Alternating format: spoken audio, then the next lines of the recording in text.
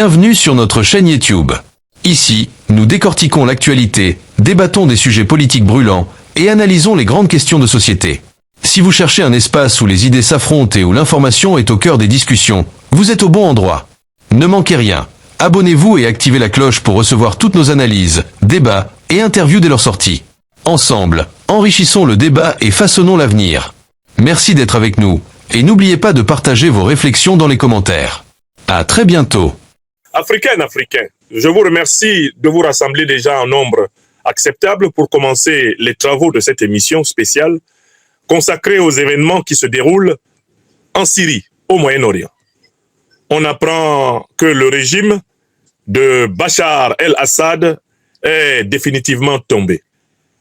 En effet, sur les tabloïds de la télévision syrienne, le commandant en chef de l'armée syrienne et par la suite le premier ministre du gouvernement syrien sortant ont affirmé que le président Bachar el-Assad s'était retiré du pouvoir et que c'était la fin de son régime. Cette information, qui est martelée sur les médias occidentaux avec beaucoup de jubilation, mérite d'être analysée froidement et calmement par les Africaines et les Africains.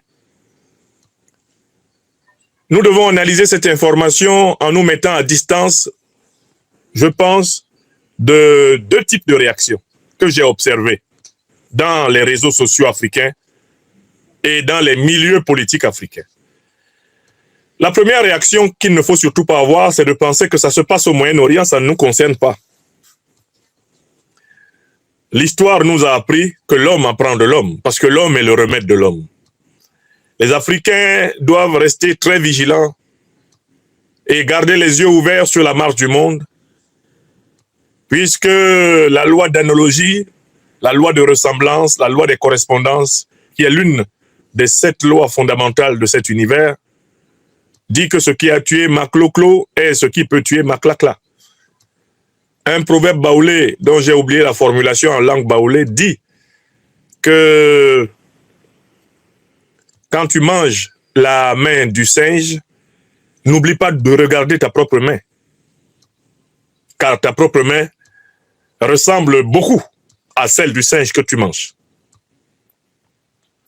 Donc, l'Afrique des libertés doit garder ses yeux ouverts à 360 degrés sur la marche du monde. Car des renseignements sur ce qui peut arriver chez nous, en Afrique, nous sont souvent donnés par ce qui arrive chez les autres. En tant que nous sommes tous humains, et comme le disait Terence, rien de ce qui est humain ne nous est étranger, nous devons regarder, scruter et opérer des rétroprojections pour voir ce que ça signifie pour nous. C'est cela, exercer vigilance et lucidité sur le monde. Donc attention au premier réflexe, le réflexe de ceux qui n'aiment pas lire. Non seulement ils n'aiment pas lire les livres, parce qu'on leur a dit cette fausseté énorme, qu'on ne mange pas papier. Expression qui est la consécration parfaite de l'ignorance fière.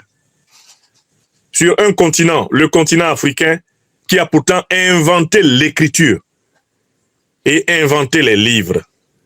Un continent qui a inventé l'école. Un continent qui a inventé la civilisation. Ne peut pas être le continent des ennemis de la connaissance. De ceux qui n'ont pas le temps d'apprendre. Ce n'est pas africain de ne pas apprendre. L'une des conditions de l'appartenance authentique à Kemet, c'est l'amour de la vérité. Et qui aime la vérité aime apprendre. Car la vérité n'est jamais entièrement possédée, elle l'est toujours partiellement et elle doit continuellement être recherchée. Par conséquent, aucun document, aucun fait susceptible de nous enseigner ne doivent être négligés. Si nous avons bien compris ce que être africain, être descendant de Kemet signifie. Cela signifie aimer la vérité, aimer la justice, aimer la solidarité. Les 3 valeurs potomitantes de la civilisation africaine. les trois valeurs potomitantes de la civilisation africaine doivent être au cœur de la vie des Africaines et des Africains sur tous les continents. Nous aimons la vérité, ce qui veut dire que nous aimons apprendre, que nous sommes des éternels apprenants, que tous les jours de notre vie, nous estimons avoir bien vécu si nous avons appris quelque chose de plus, si nous avons fait reculer les bornes de notre ignorance. Nous, Africains, aimons la justice.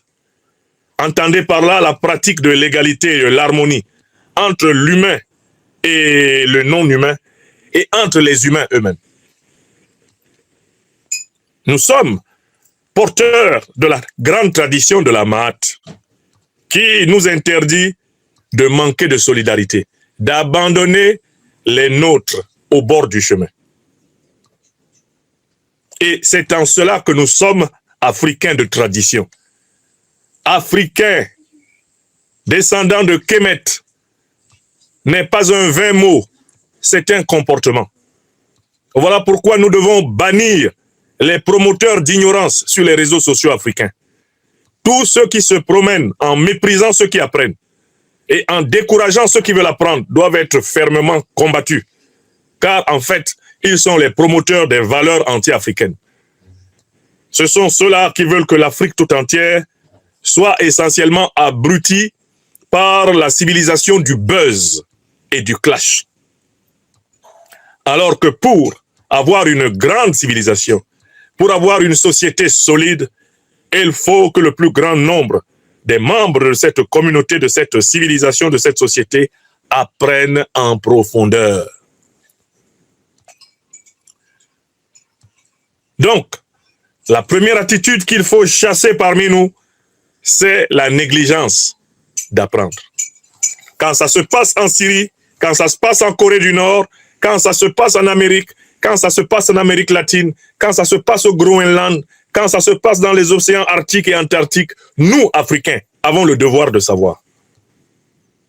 Comme nous devons bien sûr savoir ce qui se passe chez nous-mêmes. Nous devons être les meilleurs connaisseurs de ce qui se passe chez nous-mêmes. Et autant que possible, être d'excellents connaisseurs de ce qui se passe ailleurs. Car c'est la confrontation de la connaissance d'ici et d'ailleurs qui produit une intelligence supérieure. La deuxième aptitude que j'ai observée sur les réseaux sociaux africains, que nous devons combattre, et qui s'est manifestée fortement à la suite des événements syriens, c'est une espèce de désolation, de pessimisme, et même de défaitisme, de fatalisme, qui se sont emparés de certains de nos frères et sœurs, s'exprimant sur les réseaux sociaux. Pour eux, la chute de Bachar el-Assad, qui n'est pas un événement positif, en effet, signifie la fragilisation de l'Afrique. D'autant plus que les alliés traditionnels supposés du régime de Bachar el-Assad sont les alliés des principales révolutions africaines contemporaines. J'ai lu les commentaires de plusieurs de mes frères et sœurs africains déçus, certains même au bord de la panique, certains complètement découragés. J'ai entendu « Oh, mais pourquoi est-ce qu'il a été lâché par la Russie? Pourquoi est-ce qu'il a été lâché par l'Iran? Pourquoi est-ce qu'il a été lâché par la Chine? Pourquoi est-ce qu'il a été lâché ?» Alors ça veut dire que ça peut nous arriver. Cette seconde réaction, elle aussi, est déplacée. Pourquoi est-elle déplacée? Merci à toi, Sido Babi, pour ce geste de soutien. Cette réaction est déplacée parce qu'elle n'est pas basée sur une analyse des événements qui se sont déroulés à l'intérieur du système politique syrien. Car en fait, il faut déjà comprendre, s'il a été lâché, pourquoi il a été lâché? Et c'est en approfondissant les raisons pour lesquelles Bachar el-Assad tombe que nous pourrons mieux nous prémunir. Et donc, il faut, ici encore, souligner que ceux qui ont opéré une analogie, une ressemblance, une correspondance rapide entre la situation syrienne et la situation africaine n'ont pas pris le temps d'analyser le problème syrien et la nature du régime qui vient de tomber. Parce que ce n'est pas n'importe quel régime qui vient de tomber. Merci à toi, Serge Zeda. Mes amis sur YouTube, Université libre de l'Afrique des libertés et Franklin Nyamsiwa, Cameroun de l'Afrique des libertés, sont présents et me manifestent pleinement leur générosité. Je vous remercie. N'oubliez pas de partager cette émission. Nous devons nous éloigner de deux attitudes. L'attitude de on ne veut rien savoir et puis l'autre attitude de oh on panique, oh ça y est on est fini, ouais oh, c'est foutu pour nous. Si Bachar est tombé, ça veut dire que l'AES va tomber. Mais il faut d'abord connaître ce qui se passe en Syrie. Il faut savoir ce qui se passe en Syrie. Et vous demandez quels sont les régimes africains qui sont les photocopies de celui de Bachar el-Assad. Et c'est à partir de là que vous pouvez établir une comparaison raisonnable. Comment peut-on paniquer sur un sujet qu'on ne maîtrise pas? Ça me rappelle quand nous devions échapper à la police politique de Paul Biya et à Yaoundé pendant les manifestations. Quand nous sortions dans le cadre des manifestations du syndicat des étudiants parlementaires du Cameroun pour manifester, bien sûr, on savait qu'à un moment donné, Paul Biya, le dictateur camerounais, ne manquerait pas de faire charger notre manifestation par ses forces. Mais beaucoup de camarades avaient le mauvais réflexe que dès qu'on annonçait que la soldatesque de Paul Biya arrive, ils avaient le mauvais réflexe de courir dans tous les sens. C'est un très mauvais réflexe pour ceux qui ont participé à des manifestations dans les dictatures. Quand vous voyez que ça court dans tous les sens, mais si vous voulez qu'on ne vous arrête pas, il faut réfléchir à la bonne direction dans laquelle il faut courir. Il ne faut pas courir dans tous les sens. C'est dans le sauve qui peut qu'il y a très peu de gens qui se sauvent. Donc quand il y a un événement que les Africains perçoivent comme peut-être une annonce d'un événement équivalent et négatif chez eux, ils se mettent à courir dans toutes les directions. Mais c'est en courant dans toutes les directions qu'on se fait avoir. Dans les manifestations, d'abord, il y a ceux qui forcément se faisaient arrêter parce que la police politique, la gendarmerie, tous ces gens-là étaient efficaces pour arrêter les Camerounais. Ils ont été formés pour cela depuis le temps colonial. Mais il y a ceux qui allaient eux-mêmes se jeter sur le dispositif de police. C'est à cela que je pense quand je vois comment, à peine annoncé la chute de Bachar el-Assad en Syrie, il y a des Africains qui sont assis sur leur page, sur le réseau social, en train de crier et de voir le malheur nous arriver en Afrique. Est-ce que vous avez pris la peine de savoir dans quelle direction se trouve le danger? Avez-vous pris la peine de savoir dans quelle direction se trouve le danger? C'est la question que nous posions souvent aux camarades après les manifestations. Camarades, dès qu'on dit « Oh, ils arrivent », vous courez dans tous les sens. Mais est-ce que vous savez où ils sont? Parce qu'avant de courir, il faut savoir de quel côté ils sont. Et tu prends la direction opposée à leur position. Mais si tu cours vite, tu cours même très vite, mais pour aller là où ils sont, bon, ils te cueillent, ils te prennent, non? De la même façon en Afrique, quand il y a un problème qui se pose à l'échelon international, prenons la peine de savoir de quel côté se trouve le danger, avant et afin de nous prémunir et de mettre en place les moyens de nous défendre. Vous comprenez? Donc, débarrassons-nous de ces deux attitudes. Je ne veux rien savoir. Ça, c'est l'habitude des paresseux intellectuels. Des gens qui réfugient en fait leur ignorance derrière leur arrogance ou leur arrogance derrière leur ignorance. Bon, ça, c'est pas une attitude digne d'un citoyen africain qui a reçu l'initiation traditionnelle. Nous, on est des amoureux du savoir, donc on veut savoir. Nous, on veut toujours savoir. Là où nous, on est là. Nous, les Africains de ce siècle révolutionnaire, notre travail, c'est de vouloir savoir d'abord. Car quand tu sais, tu peux prendre des précautions et anticiper dans l'action. Savoir pour prévoir, prévoir pour agir. De l'autre côté, mais c'est pas parce que c'est arrivé à quelqu'un là-bas que ça va t'arriver. Essaye d'abord de voir si la situation de ce quelqu'un ressemble à la tienne. Donc, une fois qu'on a pris ces deux précautions, on peut entrer plus loin dans l'analyse de ce qui se passe. Qu'est-ce qui s'est passé d'abord en Syrie, avant de nous émouvoir de la chute de Bachar el-Assad? Ce qui se passe en Syrie, c'est qu'il y a un régime qui est au pouvoir. Globalement, depuis 1970. Le père du président syrien déchu, Bachar el-Assad s'appelait Hafez el-Assad. Il était dans l'appareil d'État du parti Baas en Syrie depuis les années 60. Il a fait un coup d'État en 1970. Il s'est installé au pouvoir jusqu'à sa mort en 2000. Vous calculez de 1970 à 2000. Ça fait combien d'années? 70 à 2000. Ça fait 30 ans. 30 ans de pouvoir de Hafez el-Assad. Hafez el-Assad meurt. Qui succède à Hafez el-Assad? En utilisant toujours la logique de la force. C'est son propre fils, Bachar el-Assad. Bachar el-Assad est au pouvoir. Non, Hafez n'était pas au pouvoir en 1960. Il était l'un des pontes du pouvoir, d'accord? Mais il fait une succession de coups d'État et il finit par s'installer comme chef de l'État, président de la Syrie, à partir globalement de 1970. Donc on peut considérer que lui, il a exercé le pouvoir en tant que tel de 1970 pratiquement jusqu'en 2000 à sa mort. 70-2000, ça fait bien 30 ans, non? Ça fait 30 ans. Alors, son fils, Bachar, il prend le pouvoir en 2000. Il vient de quitter la capitale Damas en avion pour se rendre dans un pays allié et y trouver refuge en 2024. Ça fait combien d'années? Ça fait 24 ans. 24 ans à la tête du pays. Donc, quand vous prenez son père, 30 ans, et lui, 24 ans, ça fait combien d'années pour une seule famille? Ça fait 54 ans. Une famille à la tête d'un pays. Alors, je pose la question aux Africaines et aux Africains. Est-ce que c'est ce modèle de régime politique que nous voulons chez nous en Afrique?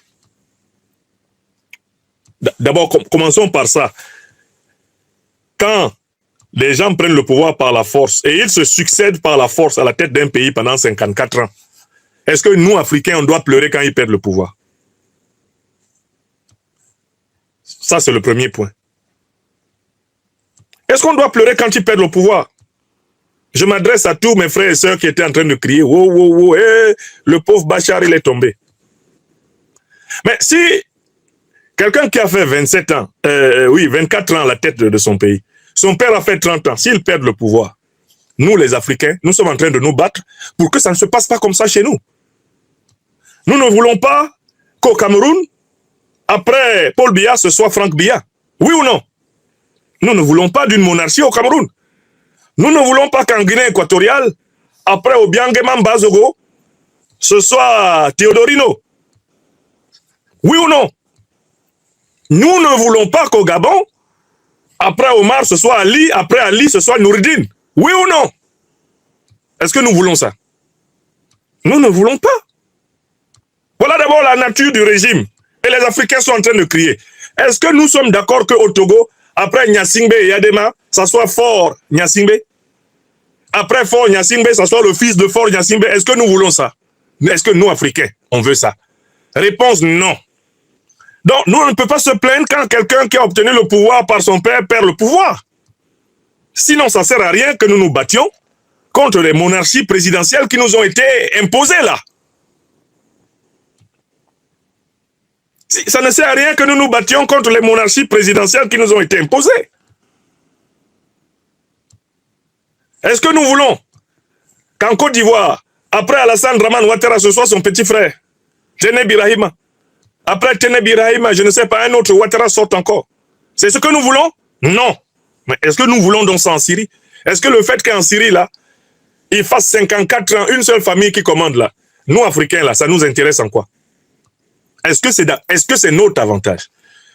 Alors, vous prenez des exemples comme la Chine ou la Russie. Mais en Chine ou en Russie, ce n'est pas le pouvoir héréditaire. Vladimir Poutine qui est là n'a pas reçu le pouvoir de son père.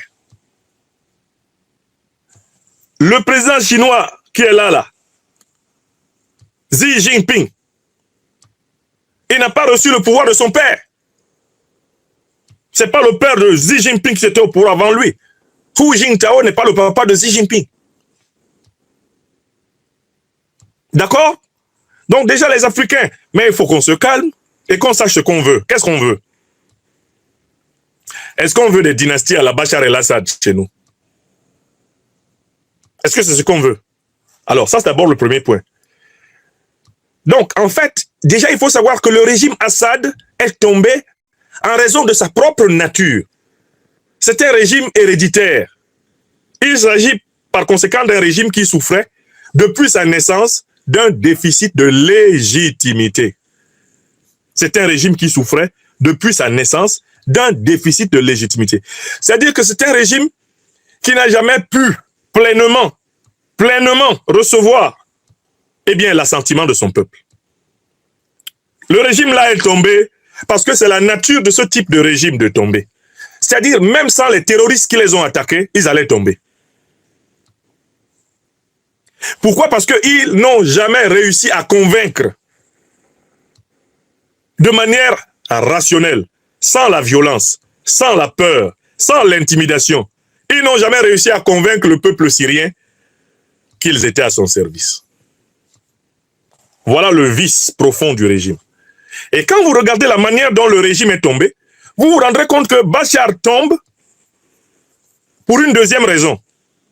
Mais la deuxième raison, c'est que l'armée globalement a refusé de combattre.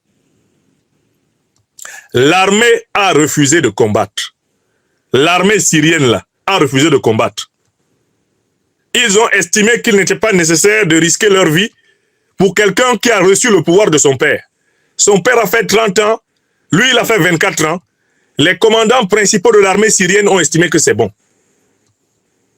Bachar el-Assad tombe parce que son armée a refusé de combattre. Ça, c'est la deuxième raison. Et ça s'applique à la situation africaine.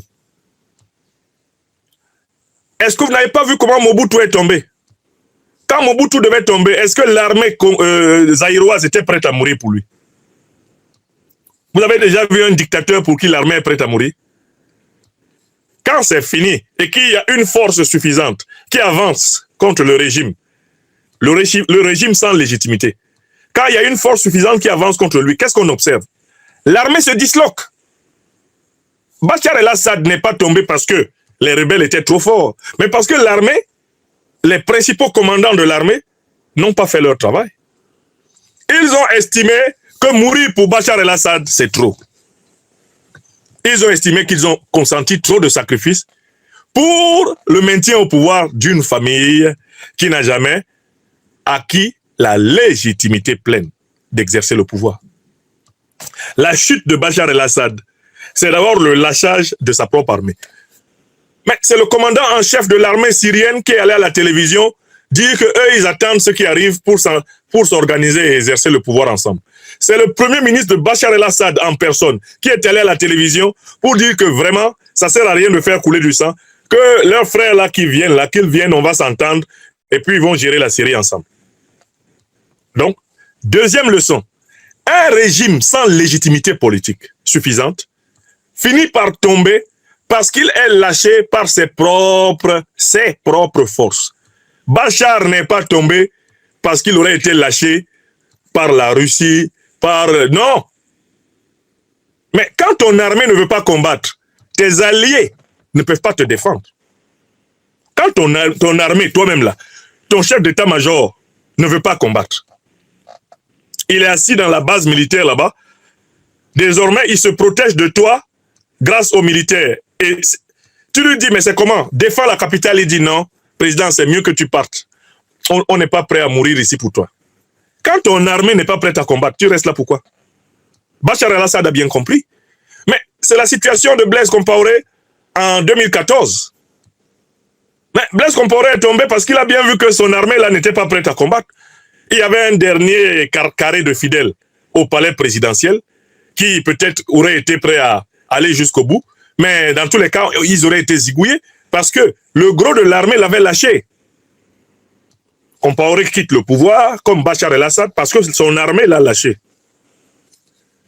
Les commandants en chef de l'armée burkinabé avaient lâché Blaise Compaoré. Donc quand tu prends ton téléphone, toi là, tu prends ton téléphone, tu appelles un tel, il ne répond pas bien. Ou il répond lentement. Hein, tu sens dans sa voix que vraiment tu le déranges.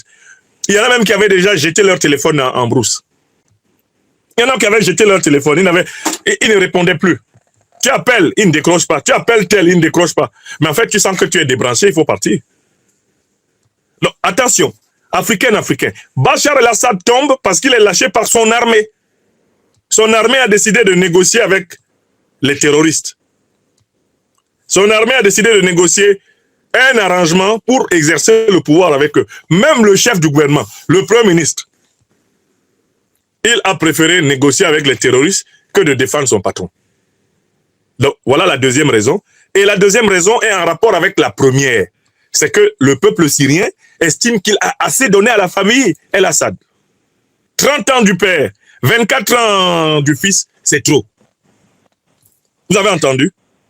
Et ça, les Africains vivent cette expérience et savent ce que ça veut dire. Passons à la troisième raison. La troisième raison pour laquelle Bachar el-Assad tombe, mais c'est que, selon les informations qui nous sortent, qui nous viennent à gauche et à droite, à un moment donné, lui aussi voulait manipuler certains groupes terroristes. C'est-à-dire que la Turquie, l'OTAN en général, ont financé et armé les terroristes depuis très longtemps pour faire tomber le régime de Bachar el-Assad. Mais à un moment donné, le régime de Bachar el-Assad, lui aussi a voulu financer le terrorisme. C'est-à-dire, en fait, que lui aussi avait ses terroristes à lui, qui, au nom de l'islam, compris d'une manière bien sûr tordue, exerçaient la terreur la plus aveugle. L'OTAN avait ses terroristes, Bachar avait les siens. Pourquoi? Parce que Bachar n'avait pas réussi à obtenir la pleine participation du peuple syrien. C'est la troisième raison. Il a utilisé les méthodes de ses adversaires. Ses adversaires ont manipulé l'islam, lui aussi s'est mis à manipuler l'islam. Ses adversaires bénéficiaient du soutien des puissances de l'OTAN. Lui aussi s'est mis à chercher le soutien de certaines puissances de l'OTAN. Dans ces conditions, ses alliés traditionnels, la Russie et consorts, n'étaient plus à l'aise pour le soutenir.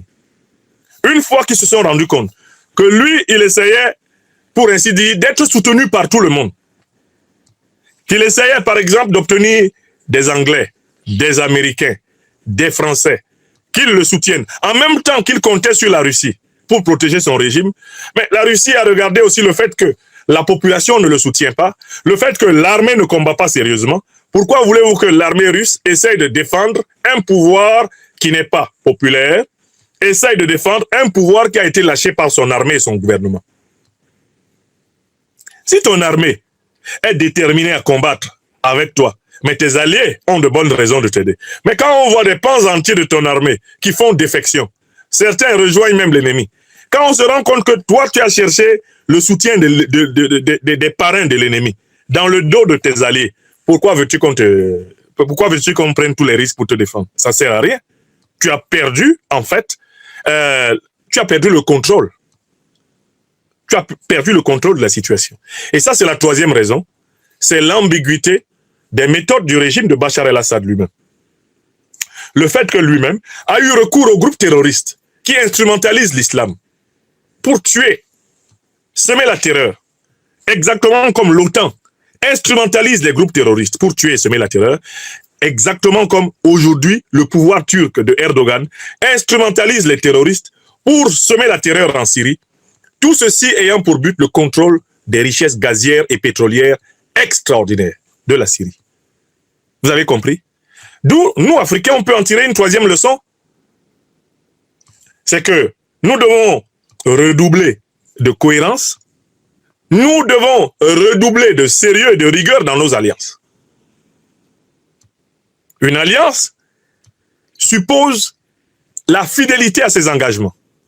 Une alliance suppose une capacité d'être loyal à ses engagements. Une alliance suppose qu'on ne cherche pas à ruser et à tromper ses alliés. On revient toujours à cette vérité qui est la base des relations humaines les plus solides. Ça, c'est une leçon. Vous ne pouvez pas être d'un côté engagé avec le monde multipolaire, donc la Russie, l'Iran, etc. Et puis de l'autre côté, essayez de vous engager avec ceux qui combattent l'Iran et la Russie. Si vous le faites, quand vous serez en difficulté, ne comptez pas sur l'Iran et la Russie pour vous sauver. Vous comprenez? Beaucoup croient qu'être malin, c'est avoir pour ainsi dire, des amis partout. C'est-à-dire, pour ainsi dire, être l'ami de tout le monde. La diplomatie qui consiste à être l'ami de tout le monde, c'est elle qui conduit à des fins eh bien, catastrophiques comme celle de Bachar el-Assad. Vous ne pouvez pas dans ce monde être l'ami de tout le monde. Vous ne pouvez pas. Oui, comment il s'appelle? Il y a un certain Alpha Omar Diallo qui nous trouble dans la classe de l'Afrique des libertés. Nous allons gentiment le dégager.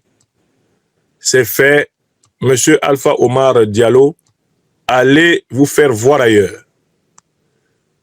C'est bon, il est dégagé. Voilà. Alpha Omar Diallo bloqué. Qui d'autre trouble la classe de l'Afrique des libertés? Donnez-moi les noms. Les troubleurs, on les fout dehors. Dimanche, là, on n'a vraiment pas le temps.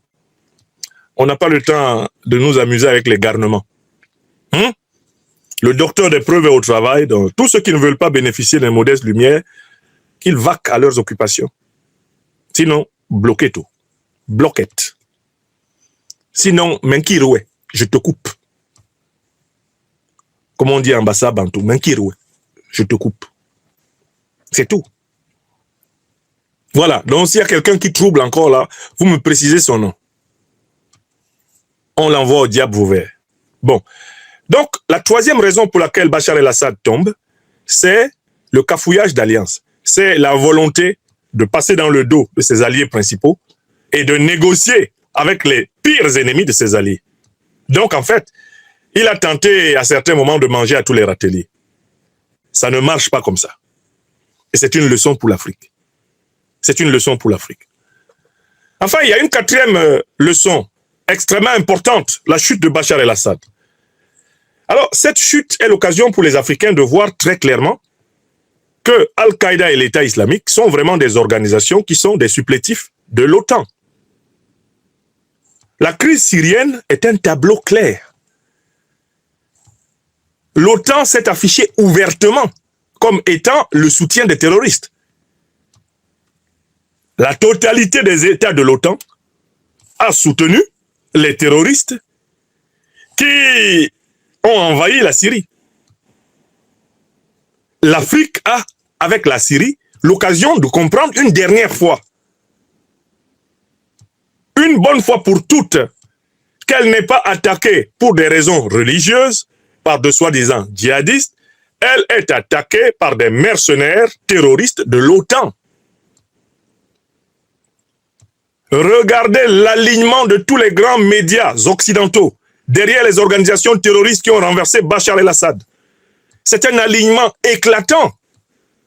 Tous les grands médias occidentaux ont ouvertement soutenu l'attaque terroriste contre la Syrie. Ce qui permet aux Africains de savoir qui est derrière les terroristes qui attaquent l'Afrique.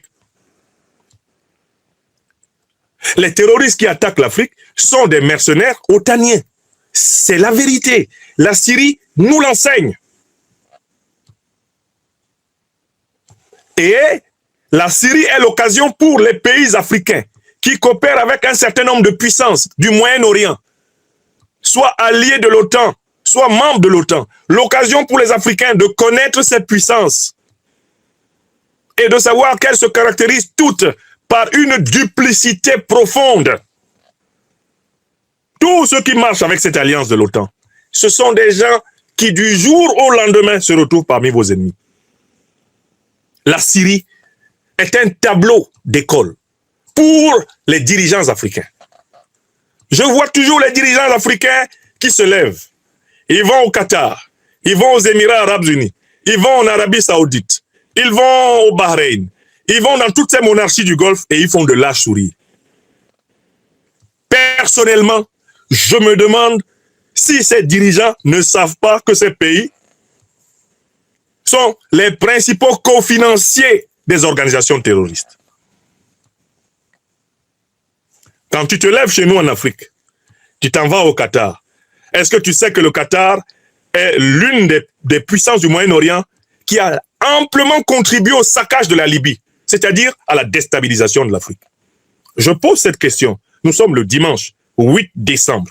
Et les Africains, nous devons poser cette question à nos dirigeants. Est-ce que vous ne savez pas que le Qatar a participé directement. L'armée qatari faisait partie de ceux qui ont bombardé et cassé la Libye. Est-ce que vous ne savez pas que la base arrière de l'organisation Al-Qaïda, sa base principale au Moyen-Orient, c'est le Qatar et dans la ville de Doha? Vous le savez ou pas? Je pose cette question à nos dirigeants africains. On doit poser la question des relations diplomatiques avec les pays du Moyen-Orient qui sont les principaux cofinanciers du terrorisme international. Pourquoi nos dirigeants n'ont-ils pas le courage de poser cette question? Moi, j'ai une réponse. Je sais pourquoi nos dirigeants n'ont pas le courage de poser cette question en Afrique. C'est à cause de la prédominance spirituelle de ce Moyen-Orient sur une bonne partie de notre continent. Écrivez ça. Écrivez, écrivez. Je suis le serviteur de l'Afrique des libertés. C'est la seule raison. C'est la seule raison pour laquelle les dirigeants africains ne posent pas au grand jour le problème du rôle du Moyen-Orient dans la déstabilisation de l'Afrique. Pourtant, après l'Occident politique, le Moyen-Orient est au cœur de tous les ravages que nous connaissons en Afrique. Il n'y a pas qu'Israël. Hein. Toutes ces monarchies-là, toutes ces monarchies pétrolières du Golfe sont liées aux groupes terroristes qui ensanglantent le continent africain. Et les dirigeants africains ont du mal à traiter d'égal à égal avec le Moyen-Orient parce que le Moyen-Orient a un ascendant spirituel sur une bonne partie de l'Afrique. C'est ça la raison. Donc sans la souveraineté, on ne parle pas souvent de cela, mais tant que l'Afrique n'a pas accédé à sa souveraineté spirituelle, elle ne sera pas entièrement libérée. C'est le docteur des preuves qui vous dit ça aujourd'hui. Regardez quelles sont les puissances qui sont derrière les terroristes en Syrie. Ce sont ces mêmes puissances-là avec lesquelles nous faisons gratuitement et naïvement ami en Afrique. Derrière les terroristes en Syrie, il y a la Turquie d'Erdogan. Erdogan, lui, il assume ça clairement. Alors, il a un problème, Erdogan. C'est que une partie des rebelles kurdes, les indépendantistes kurdes, qui ensanglantent la Turquie, eh bien, sont en relation d'alliance avec les Kurdes syriens, en relation d'alliance avec les Kurdes irakiens, parce qu'ils ont le projet de créer un État kurde qui va récupérer une partie de la Syrie, une partie de l'Irak et une partie de la Turquie. Donc, Bachar el-Assad, comment il s'appelle, Recep Tayyip Erdogan, n'a jamais hésité à financer des groupes terroristes pour fragiliser la Syrie, parce qu'il ne veut pas, justement, que la Syrie permette aux indépendantistes kurdes de réaliser leur projet d'État kurde au détriment de l'État turc. Ça, vous devez le savoir. Mais l'Arabie Saoudite, le Qatar, les Émirats Arabes Unis, le Bahreïn, toutes ces petites monarchies du Golfe, leur argent est dans les organisations terroristes. Le monde entier le sait. Leurs banques ont brassé et brassent l'argent du terrorisme, qu'elles blanchissent à volonté et à outrance. Le monde entier le sait. Les leaders des organisations terroristes vivent libres dans ces pays. Au Qatar, par exemple, ils sont logés dans des hôtels 5 étoiles et ils sont protégés par l'État qatari. Vous avez bien vu quand ils ont repris le pouvoir en Afghanistan que c'est à Doha, au Qatar, qu'ils ont négocié avec les Américains. Al-Qaïda qui a repris le pouvoir en Afghanistan, là, les leaders étaient au Qatar. C'est au Qatar qu'ils se sont entendus avec les Américains sur les modalités du transfert du pouvoir. Ceux qui entrent, sont en train d'entrer à Damas. Ce sont les leaders des organisations terroristes financées par l'OTAN, financées par les monarchies du Golfe. Et ce sont les mêmes organisations terroristes d'Al-Qaïda et l'État islamique qui ensanglantent l'Afrique. Et les pays africains victimes font ami avec le Qatar, ami avec l'Arabie Saoudite, ami avec les Émirats Arabes Unis, ami avec le Bahreïn, ami. On envoie des délégations là-bas pour faire du business.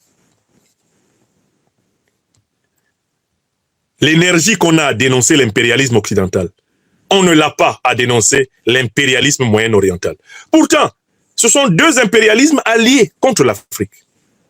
deux impérialismes alliés contre l'Afrique. L'impérialisme occidental et l'impérialisme moyen-oriental. Est-ce que c'est clair? Il faut que les Africaines et les Africains aient le courage de regarder la vérité en face. Si l'Afrique n'a pas récupéré sa pleine souveraineté spirituelle, l'Afrique ne pourra pas se libérer entièrement des impérialistes.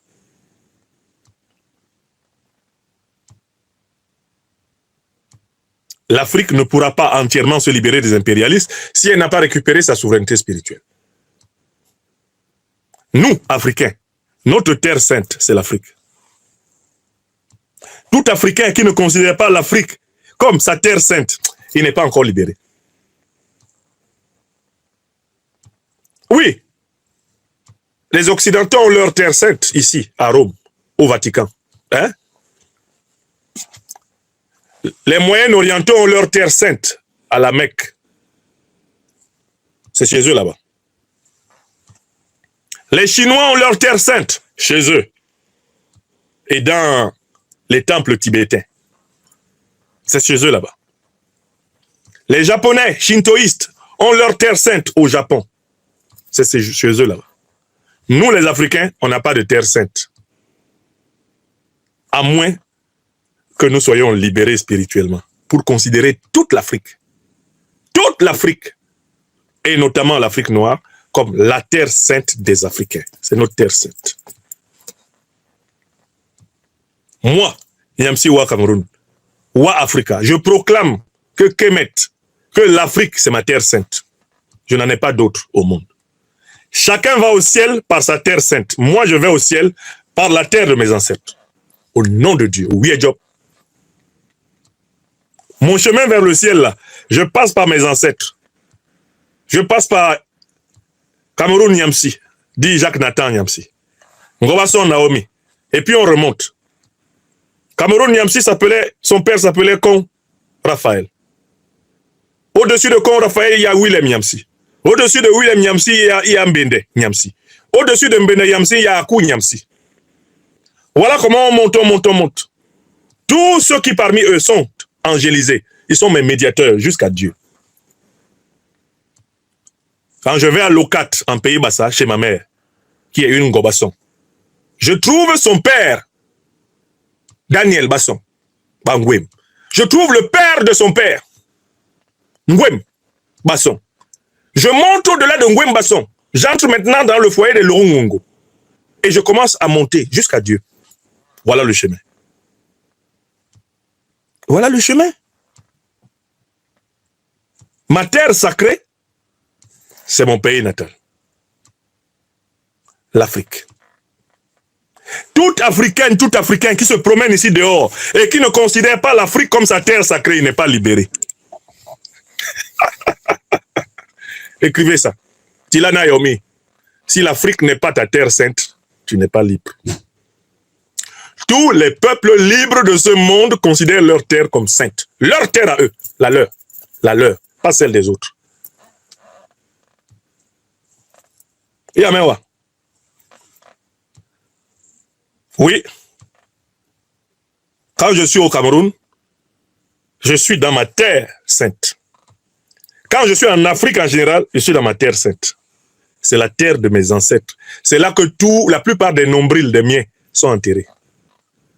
Et le lien aux ancêtres angélisés, le lien au Tout-Puissant, c'est toujours à partir de tes ancêtres. C'est pas par les ancêtres des autres que tu rejoins le Seigneur. C'est faux. C'est cela que disent toutes les Écritures. Honore ton père et ta mère.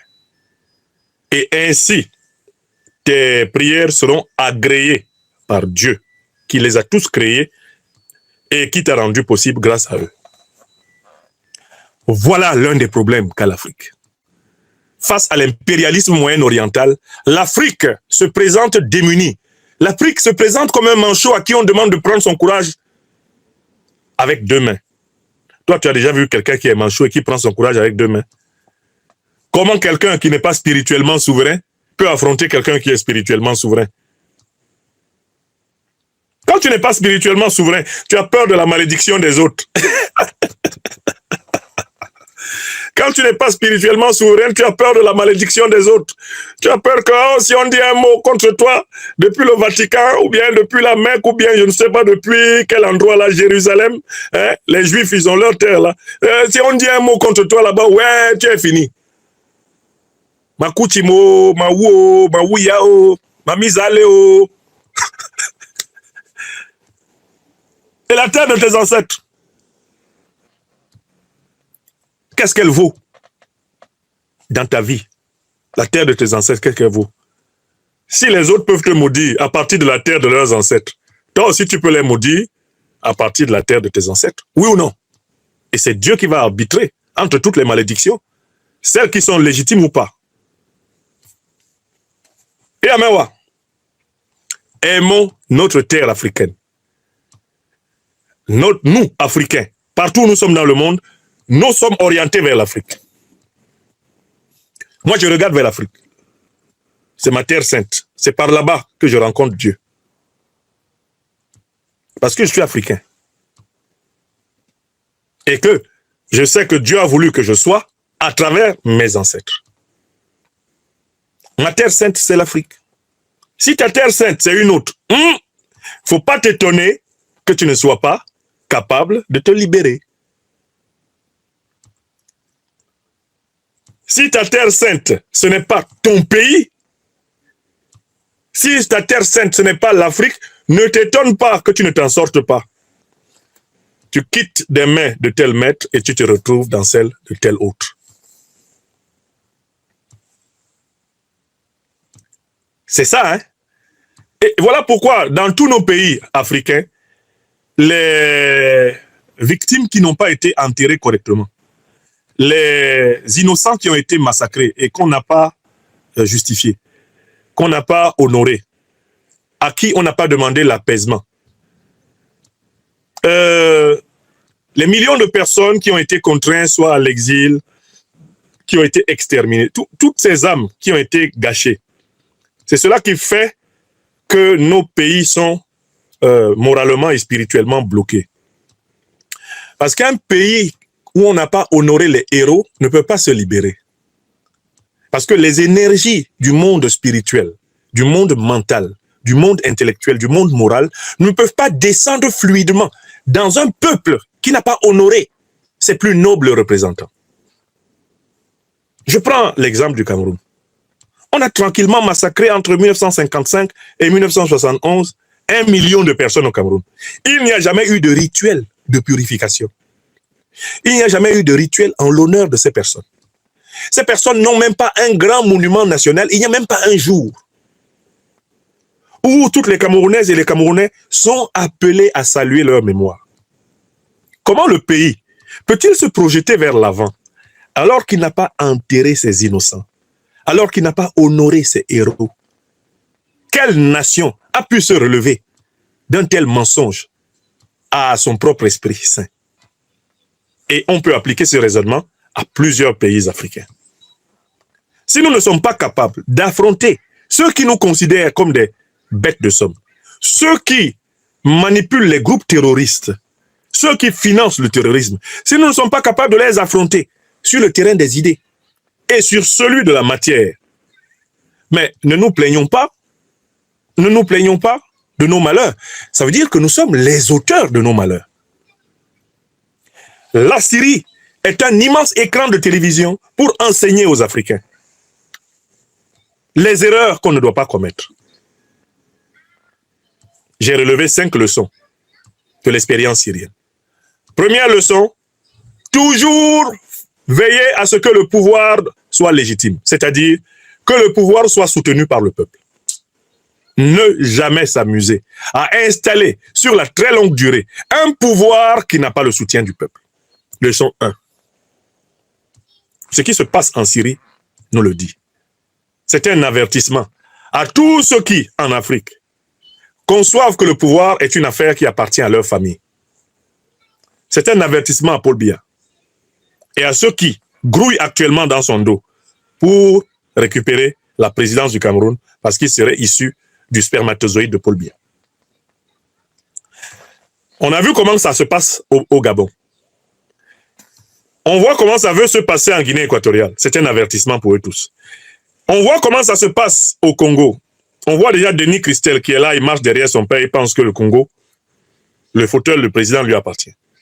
Il faut que tous ces gens-là méditent. On voit les troisièmes mandats qui se succèdent sur le continent. La volonté d'accaparement du pouvoir. Derrière tout ça se cachent les plans de monarchisation. On voit l'état dans lequel se trouve aujourd'hui le Tchad. Les difficultés sérieuses dans lesquelles se trouve le régime Déby. Mais ça vient du fait que le régime est illégitime dès l'origine et qu'il n'a pas réussi à se réconcilier pleinement son peuple. Un tel régime est nécessairement fragile. Il faut méditer sur cette affaire de on confisque le pouvoir et on se le donne de père en fils. Le Togo qui est là, il doit méditer. Il doit méditer sur la structure et les conditions de naissance de son régime. Faure Gnassingbé. Doit méditer Ouattara, qui tout le temps raconte à son clan comment ils doivent rester si lui venait à mourir. Avec Téné Birahim alias La Fiole, qui est prêt à tuer tout le monde pour monarchiser la Côte d'Ivoire. Réflexion à Karim Wade, il est assis au Qatar là-bas. Il croyait que le pouvoir là au Sénégal, ça se donne de père en fils. Il a vu le danger que courait le Sénégal avec la tentation qui était pour lui d'hériter de son père. Il a vu Karim Wade. On voit ça partout. Deuxième avertissement. Mais les alliés ne peuvent pas vous soutenir lorsque votre propre armée, lorsque vos propres forces vives vous lâchent. Donc, il faut continuer à consolider l'État africain. Mais la consolidation de l'État, elle se fait par la justice sociale, la justice économique. Plus vous êtes juste envers les gens, plus vous assurez des opportunités d'épanouissement à votre peuple, plus vous renforcez son adhésion à votre pouvoir. Plus vous êtes systématiquement enclin à utiliser la violence, la brutalité, la prison pour les moindres contestations, plus vous perdez la confiance de pans entiers de votre peuple. Et quand votre régime entre en difficulté, il est facile à accueillir. Il est facile à accueillir. Il est facile à accueillir. Troisième élément important de la leçon que nous tirons de cette affaire. Le double jeu dans les alliances. La volonté de manger à tous les râteliers. Attention. Quand on est dans une lutte anticolonialiste, anti-impérialiste, on ne s'allie pas avec les puissances colonialistes et impérialistes. On les évite. On ne les associe pas à ces secrets. Parce que ces puissances, par définition, sont traîtresses. Ces puissances, par définition, sont traîtresses. N'est-ce pas? Mais quatrième leçon, extrêmement importante. On a bien compris la nature de l'agression que subit l'Afrique. On a bien compris la nature de cette agression. Et on sait que l'Afrique n'est pas l'objet d'une guerre religieuse. Les prétendus djihadistes sont en fait des organisations terroristes armées par l'OTAN et les puissances du Moyen-Orient contre l'Afrique. La Syrie nous donne l'occasion de voir ça comme ça en plein jour. Et on a eu l'occasion de voir les médias occidentaux, sans honte, soutenir les organisations terroristes. Tout comme on les a vus quand ils ont cru que Prigojine allait renverser Poutine, devenir des soutiens de Prigojine. En un week-end, toute la presse occidentale était devenue prigoginienne. Prigojine était présenté comme un héros, comme un bon Dieu, dans l'espoir qu'il renverse Poutine. Vous avez vu la presse occidentale pendant toute cette campagne fulgurante contre Bachar el-Assad. Elle a soutenu massivement les terroristes. Elle leur a accordé des interviews à la une, sur CNN, sur MSNBC. Tous les grands médias de l'OTAN se sont offerts aux terroristes pour que les terroristes plastronnent. Ils les ont habillés de noms nobles, rebelles, indépendantistes, séparatistes. Et c'est ce que nous voyons. C'est la stratégie que nous les voyons mettre en œuvre en Afrique contre la Confédération de l'Alliance des États du Sahel. Donc, la Syrie, je le dis bien, c'est un tableau clair. Pour les Africains, les derniers qui dorment, n'ont qu'à lire les événements de Syrie. Et ils savent à qui on a affaire. Et enfin, cinquième leçon. la souveraineté spirituelle est un élément important de l'émancipation africaine. Je ne dis pas qu'on ne doit pas, on ne peut pas être africain et chrétien. Je ne dis pas qu'on ne peut pas être africain et musulman. Non, on peut être africain et juif. Mais on doit d'abord être africain. Je recommence. On peut tout à fait être africain et chrétien, africain et musulman, africain et juif, africain et traditionnaliste africain. Mais dans tous les cas, il faut d'abord être africain quand on est africain. Yamewa, nous sommes d'abord africains. Donc pour nous, Africains, la première terre sacrée, c'est l'Afrique. D'ailleurs, l'Afrique, c'est le premier lieu d'habitation de l'humanité. Historiquement, on sait que l'être humain a été créé par le Tout-Puissant sur notre continent. Nous sommes le jardin originel de l'humanité. Nous, Africains. Nous sommes le berceau de l'humanité. Donc, il n'y a pas de terre plus sacrée que l'Afrique. L'Afrique est la plus sacrée de toutes les terres, pour toute l'humanité. Parce que c'est en Afrique que l'humanité a vu le jour. Elle est le berceau de l'humanité. Et les Africains doivent prendre conscience d'être les héritiers de la plus sacrée des terres du monde. La première terre humaine. Imbaayem. En Bassa Bantou, ça veut dire chez moi. Quand je marche dans les rues d'Occident, les rues d'Amérique, les rues d'Asie, moi, Africain, je sais que je viens de la première grande humanité terrestre. Tu ne peux pas m'intimider avec tes malédictions vaticanesques, tes malédictions méquistes, tes malédictions jérusalémistes ne me touchent pas. Non pas que je néglige ta croyance, je dis simplement que je viens d'Afrique. Mes ancêtres avant les tiens honoraient le Tout-Puissant. Le fondateur des trois monothéistes, des trois religions monothéistes est un Africain d'éducation, de civilisation. Il s'appelle Moïse, Moussa, Moshe. Le père du monothéisme est un prince négro-égyptien. Écrivez ça. C'est une vérité scientifique. Je dis bien scientifique. Donc on ne va pas venir impressionner les Africains avec la sacralisation des terres des autres et la désacralisation de leur propre terre. Ça, c'est un élément fondamental de la libération de l'Afrique. Quand l'Afrique se sera resacralisée, quand la terre africaine sera la terre sainte, première de tous les Africains, ou de leur écrasante majorité, il ne sera plus possible pour nous d'être complaisants envers telle ou telle domination. Nous aurons entièrement recouvré notre souveraineté. La souveraineté, elle est militaire, elle est économique, elle est politique, elle est culturelle et par-dessus tout, la souveraineté est spirituelle. Voilà les 5 souverainetés. Souveraineté militaire, sécuritaire, souveraineté économique, souveraineté politique, souveraineté culturelle en général et 5e souveraineté, la couronne suprême de la souveraineté, souveraineté spirituelle. Quand tu possèdes ces 5 souverainetés en toi, quand tu les possèdes dans ton pays, quand tu les possèdes dans ta région, quand tu les possèdes dans ton continent, tu es respecté même par tes pires ennemis sur la terre. Quand tu passes, ils disent, voilà un homme. Voilà un homme qui passe. Voilà. Voilà un être humain. Voilà une femme humaine qui passe. Quand tu passes et que tu as en toi ces 5 souverainetés que j'ai évoquées, on sait que quelqu'un ou quelqu'une passe. Énorme longueur. Et c'est à cela que nous travaillons. Nous travaillons à rendre à chaque Africaine et à chaque Africain les 5 souverainetés. La souveraineté sécuritaire, la souveraineté économique, la souveraineté politique, la souveraineté culturelle et la souveraineté spirituelle. Ces souverainetés ne signifient pas la fermeture à l'autre.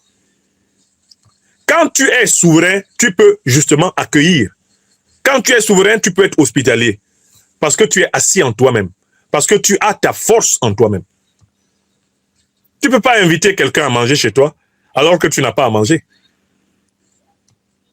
Tu ne veux pas inviter quelqu'un à partager quelque chose avec toi alors que tu n'as rien à partager. Donc tu dois t'efforcer d'être souverain pour pouvoir avoir des relations équilibrées avec les autres. Tu dois t'efforcer d'avoir une assise en toi-même. Ce que les Allemands appellent la Selbstständigkeit. Dans la langue allemande, stehen veut dire se tenir. Selbststehen, se tenir en soi. Et la Selbstständigkeit, c'est le se tenir en soi. Dans ma langue Bassa Bantou, ça s'appelle Koundé. Ou Lamabana Koundé. Tu dois avoir une autorité en toi-même. Ça s'appelle le Koundé. K-U-N-D-E, accent grave. En Bassa Bantou. Ou Lamabana Koundé. Tu dois avoir le pouvoir, l'autorité. Mais cette autorité se décline en ces 5 phases. En tant qu'individu. Et en tant que société, en tant que nation, en tant que communauté historique, en tant que continent, on a besoin des 5 souverainetés. Alors, beaucoup ont tendance à s'arrêter à la souveraineté politique. Ne sachant pas que vous ne pouvez pas avoir une véritable souveraineté de défense, une véritable souveraineté économique, une véritable souveraineté politique si vous n'êtes pas culturellement et spirituellement souverain. C'est-à-dire que si vous n'avez pas votre chemin à vous pour aller vers Dieu. Oui, si votre chemin vers Dieu passe par la souveraineté d'un autre, vous n'êtes pas pleinement souverain. Vous n'êtes pas pleinement souverain. Et voilà pourquoi la Russie a bâti l'église orthodoxe russe. Et il y a le pape orthodoxe, hein, il est là-bas, en Russie. Ce n'est pas le pape de Rome qui commande à l'église russe. Non. Il y a l'église orthodoxe russe. Oui. Qui n'obéit pas à Rome. Ils ont compris ça, les Russes. Ils ont compris ça, ils ont dit non. La terre sacrée des Russes, c'est la Russie. Et ils l'appellent parfois, dans les milieux orthodoxes, la Sainte Russie. Oui. Pour les Russes, la première terre sacrée du monde, c'est la Russie.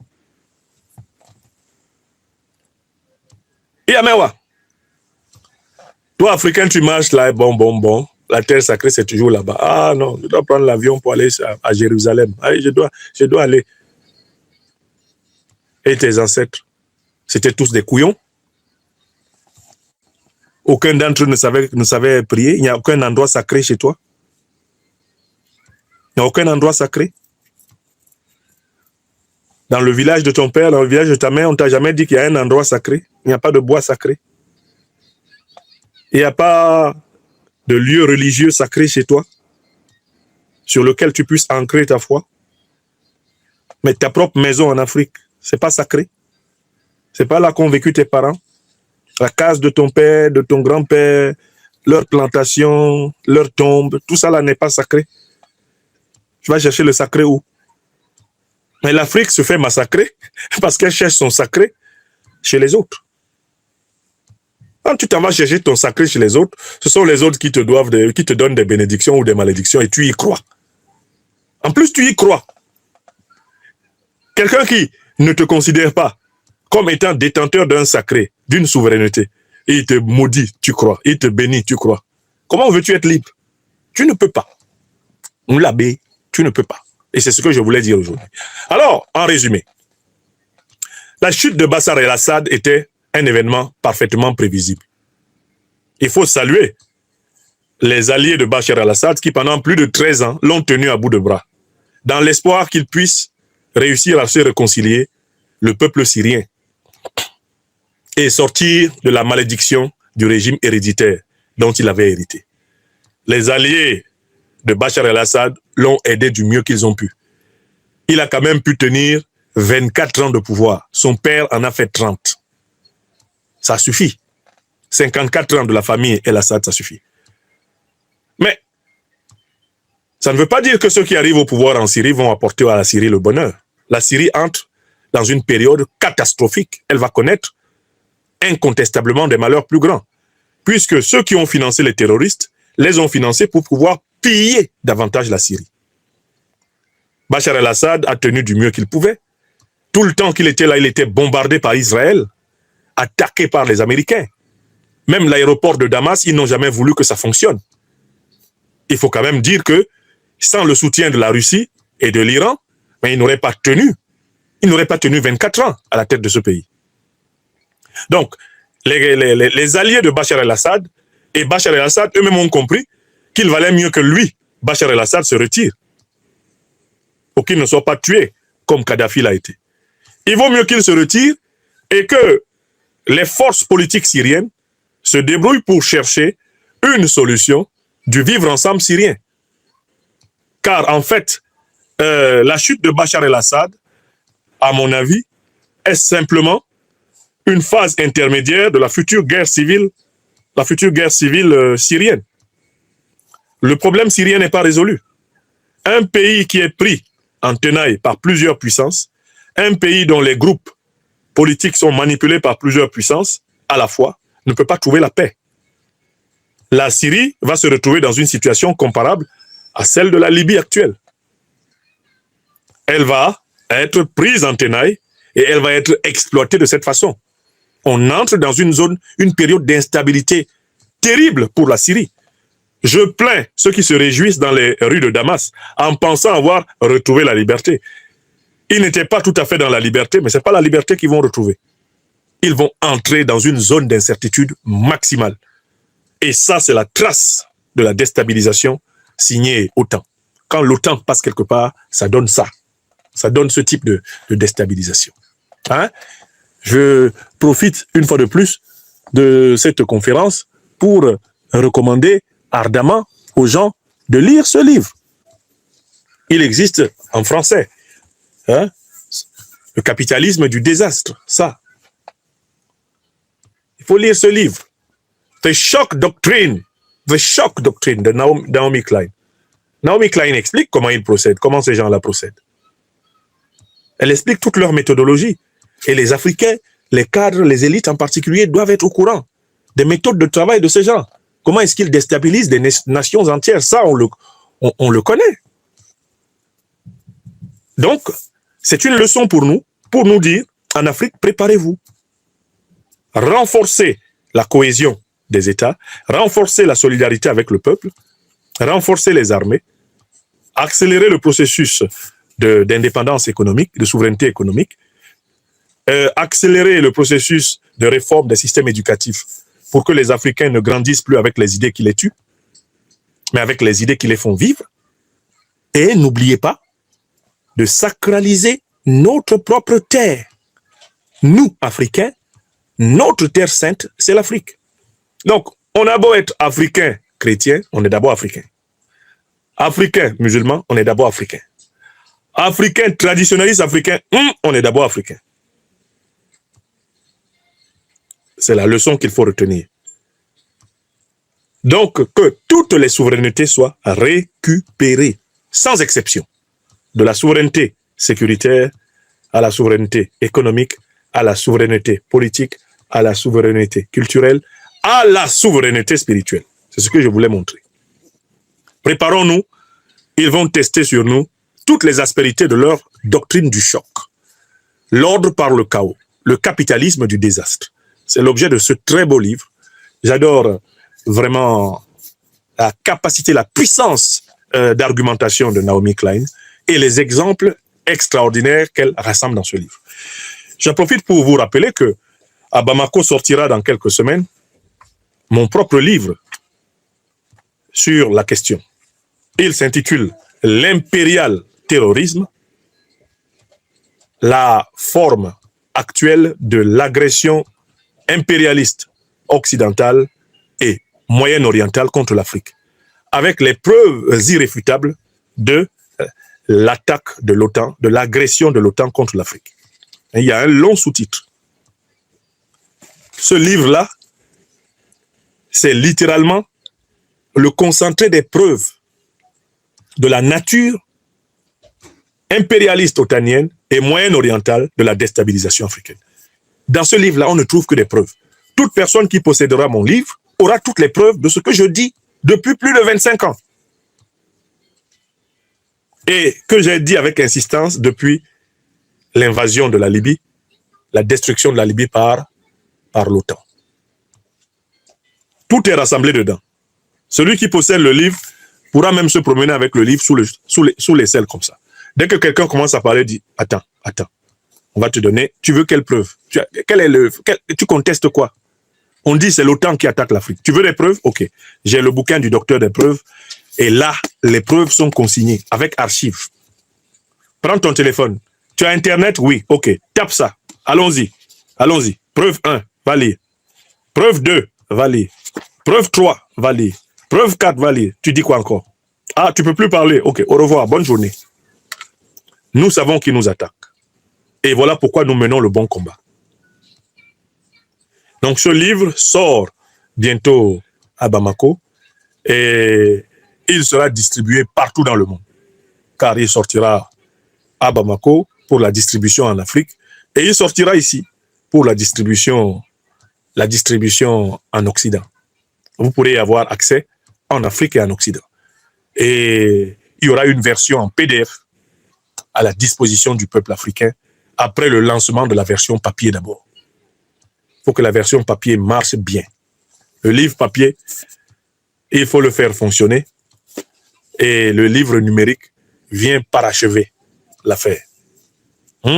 Voilà. Je vous souhaite un excellent dimanche, mes chers amis.